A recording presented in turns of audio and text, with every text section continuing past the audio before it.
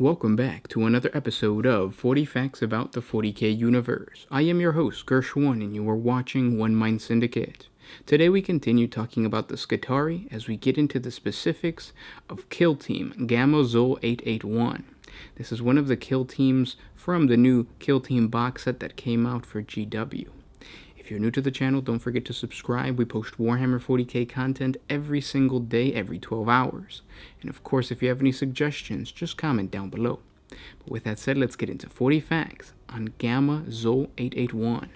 When the first stirring of Genestealer cult activity were detected beneath the boar hive of Vigilus, the tech priest who ruled over their drill city activated numerous military assets to combat them. Among the first units compelled to action was the kill team known as Gamma Zhul 881, comprising of veteran Skitarii drawn from both the Rangers and the Vanguard. The warriors of this kill team typically fought amongst the ranks of other units. Yet at a single heavily encoded imperative from their distant Magos master, the members of the Gamma Zhul 881 turned away from their standard duties. Several abandoned patrol routes through the hive workings and mine tunnels, leaving their comrades to stalk on through the gloom as they made for a secret rendezvous point. Others were engaged in battle with the speed-crazed orcs of the Dust Plains when the command came through. In each case, the warriors of Gamma Zhul 881 seized their combat duties, lesser Skitarii stepping smoothly in to take their place in the battle lines and cover their departure. Binaric warding psalms compelled those abandoned to carry on without question. Meanwhile, remotely triggered data wards spread around the kill team's warriors like a shroud. One by one, the Skitarii of Gamma Zhul 881 gathered at their designated rally point upon a sub-level of Boarhive Magnius Delta. Their mission perimeters came to them in data packets that filtered through their cerebrocognitator units. Near to their position lay the crumbling fringes of Unduin Sprawl, a particularly subterranean hab district that had been mauled by a short-lived greenskin invasion some months earlier. Now it seemed something foul had taken root amidst the abandoned ruins. Gamma Zhul 881 were charged with investigating and destroying whatever threat lay beneath them. Deep within the ruins of the Unduin Sprawl, AR-99 crawled on his belly up a tumbled slope of rubble. He held his radium carbine out in front of him, diligently raising it clear of the dirt and dust, even as his own augmentics and robes scraped and snagged on rocks and jutting rebar. Above the Skitarii vanguard, a dirty constellation of stars flickered and sparked. Some were true celestial bodies, visible through the vast holes that cratered the Hab Zone's ferrocrete roof. Others were ancient lumen globes, strung in profusion above the skeletal remains of once teeming habitational stacks and ore processing manufactorums. According to AR-99 Cerebral Data Cache, this entire region had been shelled and then invaded by a seizable warband of orcs 264 days ago. The violence of that attack and the subsequent Skitarii counter-push had all but depopulated several of Hive Magnius Delta's outlying districts, this one included. It had lain empty ever since. Not empty anymore, thought AR-99 with a binaric crackle of disgust.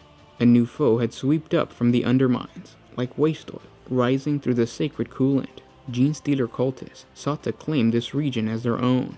They swarmed like insects through hollow ruins and abandoned plants.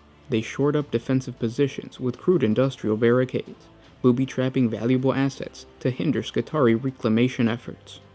According to the data packets that Team Gamma Zhul 881 had unloaded, there was a very real danger that if left unchallenged, the cult would consolidate their foothold to the point where only full-scale military intervention would dislodge them. That could not be allowed. AR-99 reached the top of the slope, shifting into a crouch behind a crumbling Gothic parapet that had once crested a miner's habstack. The Skitarii ran his optic auspex over the structure below him, detecting numerous empty floors supported by ravaged stone and sagging plate steel girders. The half-collapsed building was far from stable, but he cogitated the risk at just 19% terminal. Vantage point within acceptable perimeters, he voxed over a heavily encoded squad channel, commencing strategic coalition, X-load pending. Deus Omnicis, AR-99, came the deep binaric lace voice of the team's leader, Dorax 0.4343. We await your guidance. AR-99 sent back a simple one of assent, turning his ocular lenses to a rubble-strewn intersection far below. Down there, heat signatures and rapid heartbeats gave away the presence of living, breathing beings. He caught aural snatches of running footsteps, bodies scuffling against brickwork, hissing questions and commands. AR-99 magnified his field of vision and flicked swiftly through his perception filters, gathering data on the unsuspecting enemy. Cult presence confirmed, he voxed, detecting 8 amendment, 10 enemy signatures, operating within the following grid perimeter. AR-99 followed his message with a tightly paracelled stream of noospheric data sent directly to the receptors of his comrade, Capik Shuldent 18.1.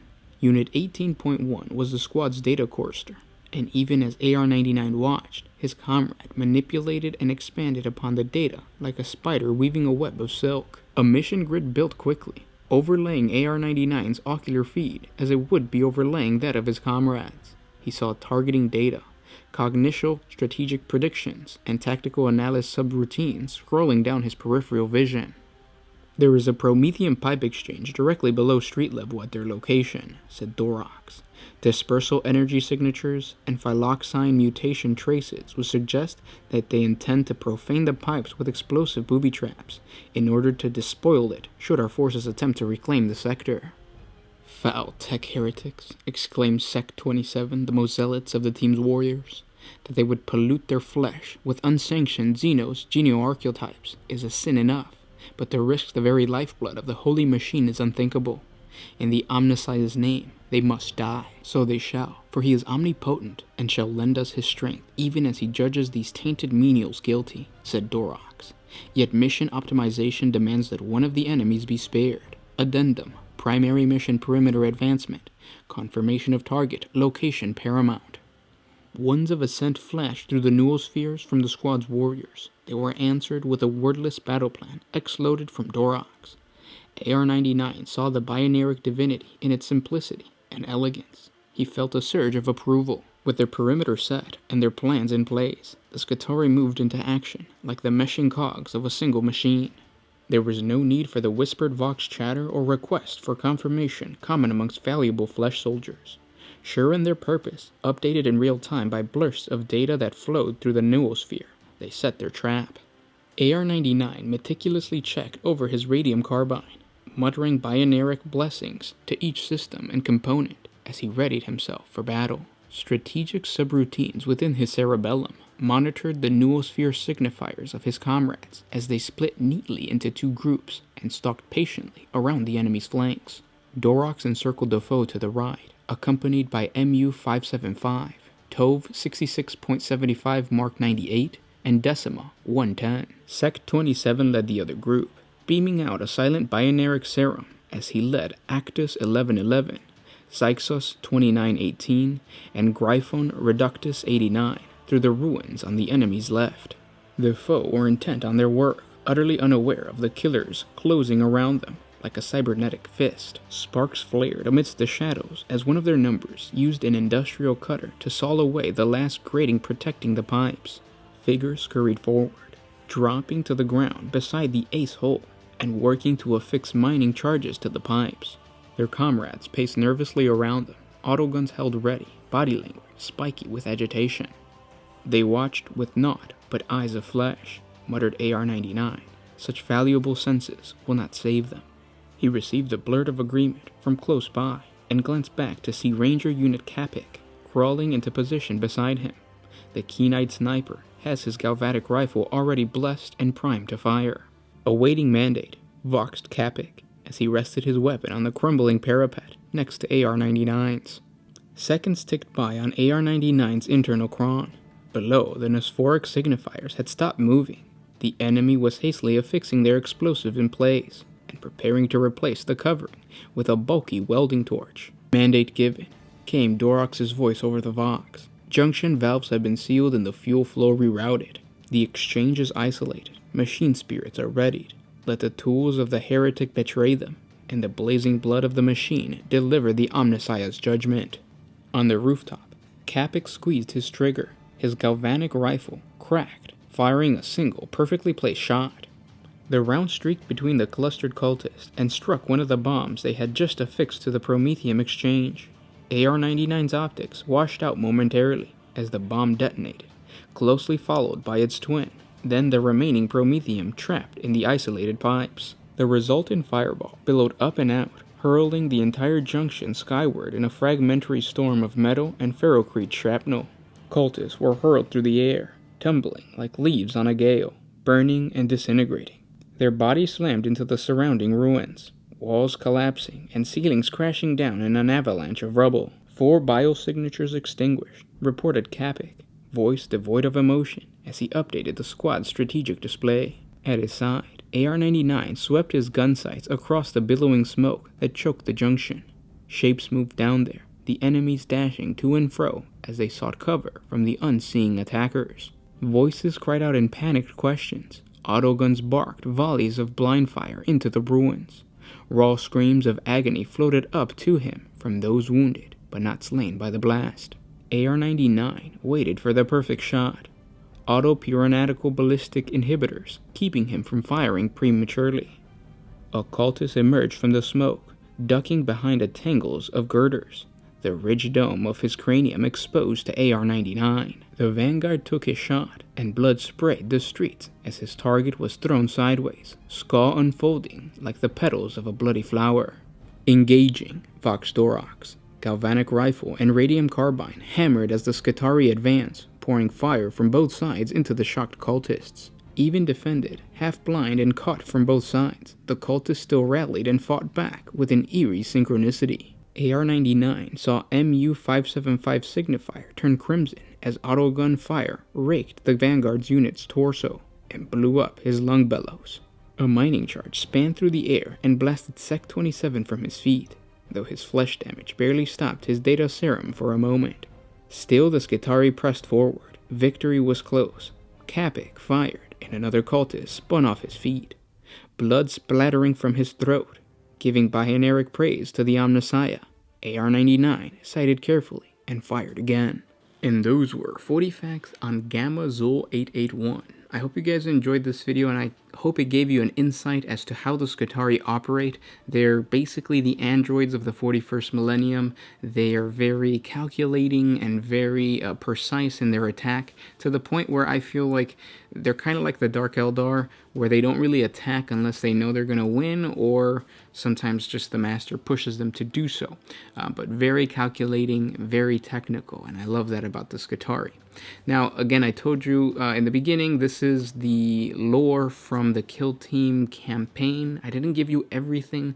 There's still more details that you can find in the actual campaign booklet that comes in the starter set, which, again, I recommend you do, simply because the Kill Team starter set is just a really good price, and at the same time, even if you don't collect Skitarii, even if you don't collect a Gene Stealer army, with Kill Team, it gives you the ability to, like, basically collect one unit from every faction and then play a battle with them with the Kill Team rules. So even if you don't want to invest all that crazy money on buying a full army, what I would recommend is picking up this starter set. You have your Skitarii, you have your Gene Stealers, and then from then on, you could just go into a GW store, spend $25, and get yourself a box of whatever infantry that you can find.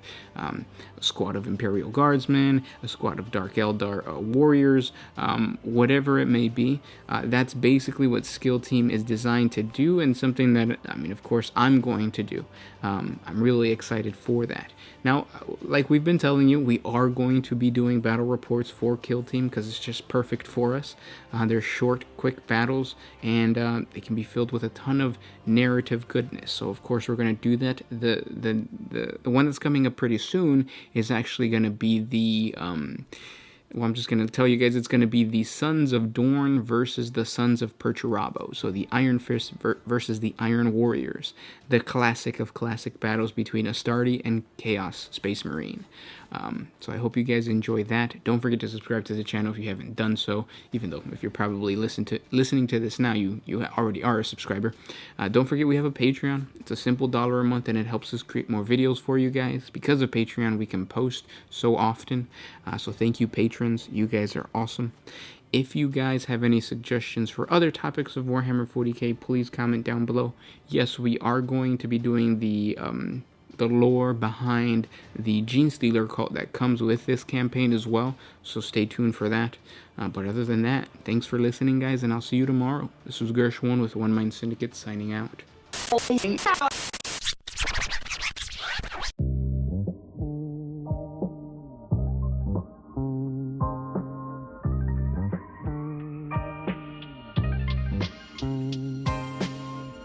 Always used to put my freedom first in any situation. I knew I never had that much to lose.